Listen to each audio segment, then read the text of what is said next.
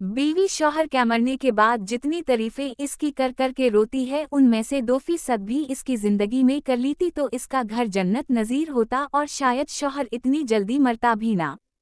इस तरह बीवी के मरने के बाद शौहर जो ससकता फिरता है कि घर काट खाने को दौड़ता है, कोई पानी को पूछने वाला नहीं, और अपनी गलतियों और कोताहियों का इकरार करता फिरता है, इसका 10% भी बीवी की जिंदगी में करता तो वो अल्लाह की बंदी चैन से तो मरती।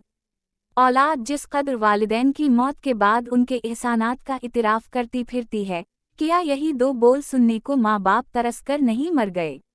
अलगर्ज हमने जिंदा की तारीफ नहीं करनी खुदारा जो इंसान कोई सलाहियत रखता है उसके जीते जी बयान कर दूं क्योंकि मरने के बाद तो सिर्फ पछतावे ही रह जाते हैं।